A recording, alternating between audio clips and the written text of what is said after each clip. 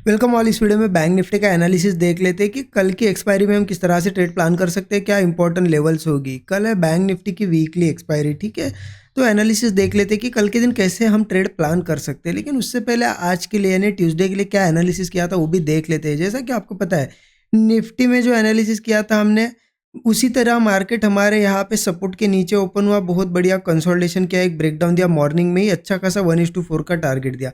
अब bank Nifty में क्या हुआ देखिए, बैंक निफ्टी में भी वैसा ही मार्केट ओपन हुआ, क्योंकि यहाँ पे क्लोजिंग थे, हमने क्या देखा था कि यहाँ पे एक लेवल हमने मार्क की थी 47,360। अगर मार्केट इस लेवल के नीचे ओपन होगा तो हम क्या चीज़ का वेट करेंगे कि कोई कंसोलिडेशन के बाद ब्रेकडाउन हो। जैसा कि निफ्टी भी ऐसा ही लेवल के नीचे ओपन हुआ, बढ़िया ऐसा ऐसा कंसोलिडेट किया और एक ब्रेकडाउन दिया, clear cut breakdown.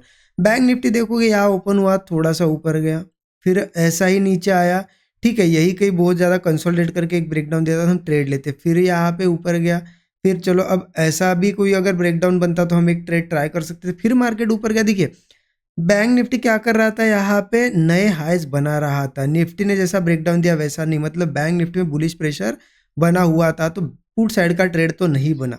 Call side के ट्रेड के लिए हमने क्या देखा था, डिस्कशन क्या था कि ये जो रेजिस्टेंस है 47,500, इसके ऊपर जब निकलेगा तब हम 47,500 के ऊपर कॉल साइड का ट्रेड लेंगे। मार्केट इसके ऊपर ब्रेकआउट दिया, एक अच्छा खासा यहाँ पे मूव भी दिया, बट देखिए मेरे हिसाब से तो यहाँ पे ट्रेड नहीं बनता था। क्योंकि कैसा है, अगर ये यहाँ पे देखिए कंसोलिडेशन किया मार्केट ने, ऐसा ब्रेकआउट यहाँ बनाया, यही कंसोलिडेशन यहाँ होता ना 500 पे। क्योंकि देखिए क्या होता है, ये अगर रेजिस्टेंस है तो इंपॉर्टेंट क्या होता है, मार्केट रेजिस्टेंस के पास कंसोलिडेट करे, 47,500 के पास, 47,500 के पास कंसोलिडेट करके ब्रेक करता ना, तो फिर एक एसएल लगाने के लिए जगह मिल जाती है हमें, छोटा सा एसएल बैठता और टारगेट हमें मिलता अच्छा। अब यहाँ ये ब्रेकआउट आया कब है, यहाँ पे कंसोलिडेट किया मार्केट ने, यहाँ से पहले ऊपर गया और फिर यहाँ ब्रेकआउट आया। मतलब आप अगर यहाँ लेने की सोच रहे हो तो आपको स्टॉप लॉस कितना होना चाहिए वो भी पता होना चाहिए, मतलब कितना रखना है। अब स्टॉप लॉस कहाँ रखेंगे हम, यहाँ पे, तो कितना बड़ा हो जाएगा देखिए ना, लगभग लगभग यहाँ पे हम देखेंगे ना 100 पॉइंट से भी बड़ा है, और हम स्टॉप लॉस कितना डिस्कस करते 40 से 50 पॉइंट।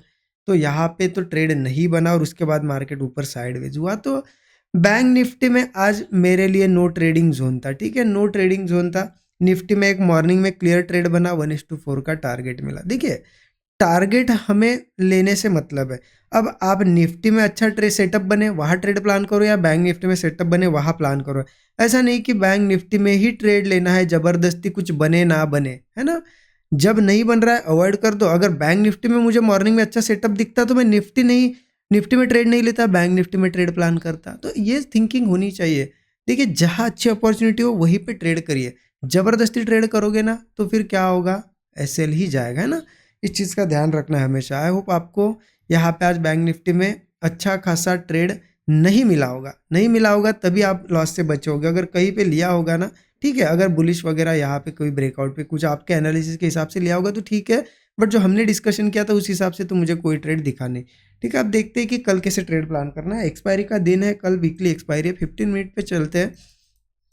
15 मिनट का चार्ट यहाँ पे मैंने ओपन कर दिया। अब देखिए कहीं ना कहीं अगर थोड़ा समझने की कोशिश करेंगे बैंक निफ्टी को, तो क्या चीज़ें दिख रही है यहाँ पे। बैंक निफ्टी धीरे धीरे ऊपर आया था, राइट, ऐसा यहाँ पे बुलिश मूव दिया, उसके बाद देखिए इन लेवल्स के आसपास कंसोलिडेट किया और यहाँ पे ऐसा ब्रेकआउट भी क्रिएट किया है ना, बहुत बढ़िया प्यारा सा ब्रेकआउट यहाँ पे क्रिएट हुआ है। और उसके बाद भी देखिए ये ब्रेकआउट के बाद, ये 500 का ब्रेकआउट के बाद ऊपर सस्टेन भी कर रहा है। पॉसिबिलिटी है अगर वो सस्टेन कर पाता है ऊपर तो ऊपर जा सकता है। लेकिन देखिए एक चीज़ आप समझिए, यहाँ पे इतना अच्छा ब्रेकआउट इतनी बड़ी कैंडल के बाद, उसके बाद भी मार्केट होल्ड कर रहा है। इसने तो कंटिन्यू करना चाहिए था, क्यों होल्ड कर रहा है, क्योंकि यहाँ पे है ना रेजिस्टेंस बना हुआ है। कहाँ पे कौन सी लेवल है रेजिस्टेंस, अगर मैं रेजिस्टेंस लेवल आपको बताऊँ, ऊपर के साइड एक जोन मार्क कर देता हूँ मैं। जोन है यहाँ पे, कहाँ से कहाँ तक है, 47,750 से 47,800 का, ठीक है। कितने पॉइंट का, 50 पॉइंट का ये पूरा जोन है। तो अब देखिए मार्केट यहाँ कहीं ओपन भी होता है, कुछ बनाता भी है बुलिश स्ट्रक्चर, तो मेरे हिसाब से देखिए कॉल साइड का ट्रेड नहीं प्लान करना चाहिए। आपका एनालिसिस कोई होगा तो कर सकते हो, बट मेरे हिसाब से यहाँ पे ये रेजिस्टेंस जो है ना स्ट्रॉन्ग, इसके ऊपर जाने दो, एक तो यहाँ ओपन होके जाने दो या गैप अप से जाने दो, 47,800 के ऊपर सस्टेन करने दो मार्केट। सस्टेन करने के बाद जो ब्रेकआउट आएगा ना उस पर हम कॉल जरूर प्लान करेंगे। वही स्टॉप लॉस 40 से 50 पॉइंट का फिर टारगेट धीरे धीरे हम 47,800 के बाद सीधा 48,430 तक के रख सकते हैं। कहाँ तक के? 48,430। लेकिन क्या मार्केट सीधा 600-700 पॉइंट देगा? नहीं देगा। स्टॉप लॉस 40-50 पॉइंट का है। 1:3 का टारगेट अगर मिल जाए आपको वो भी बहुत है। बट मैं आपको रेफरेंस के लिए एक मतलब यहाँ पे आपको एक टारगेट ध्यान में होना चाहिए कि 430 तक जा सकता है। वो कल ही नहीं जाए, हो सकता है 2 दिन लेट जाए, लेकिन ये यहाँ तक जाने की कोशिश करेगा। एक बार 800 के ऊपर निकल जाए तब की बात है, ठीक है? ओके, ये तो हो गई बात। अब चलो जब 800 वगैरह ब्रेक करेगा तब क्या, लेकिन मार्केट नीचे नहीं आ सकता है? मार्केट में बियरिश मूव नहीं आ सकता है? देखिए कैसा है ना, मार्केट ने यहाँ से ऐसा ब्रेकआउट क्रिएट किया। इस तरीके से अगर हम मार्क करते ब्रेकआउट, मार्केट अगर थोड़ा नीचे भी आता है तो क्या कर सकता है? देखिए ये रेजिस्टेंस था, अब ब्रेकआउट, फिर उसे सपोर्ट बनाता है मार्केट। तो हो सकता है बैंक निफ्टी यहाँ पे सपोर्ट ले। कौन सी लेवल पे? लेवल आ जाती है 47,460 लेवल है यहाँ पे, ठीक है?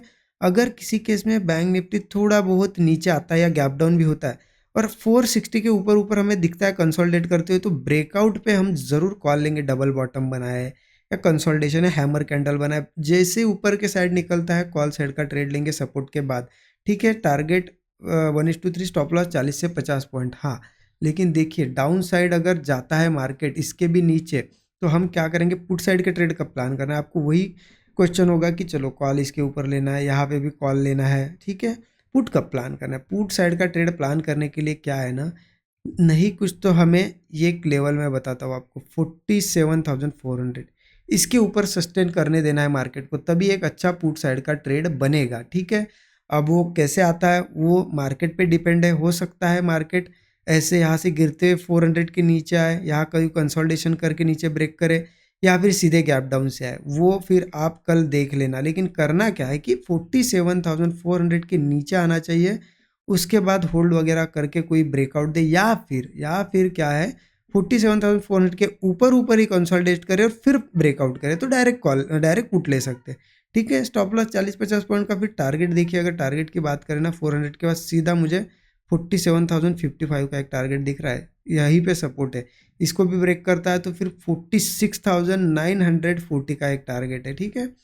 बड़े टारगेट निकल के आ रहे हैं। लेकिन देखिए एक दिन में इतने बड़े बड़े टारगेट एक्सपेक्टेशन कभी नहीं रखना, ठीक है? रियलिस्टिक एक्सपेक्टेशन रखना। तो क्या करना है, अगर ब्रेकडाउन आता भी है 50 पॉइंट का भी आपका स्टॉप लॉस है, आपको मान लेते 150 पॉइंट मिल गए इंडेक्स में, तो कितना हो रहा है? ऑप्शन में भी लगभग वैसा ही मिलता है। ऑप्शन में छोटा बैठेगा आपका स्टॉप लॉस, तो टारगेट भी उस हिसाब से मिलेगा, ठीक है?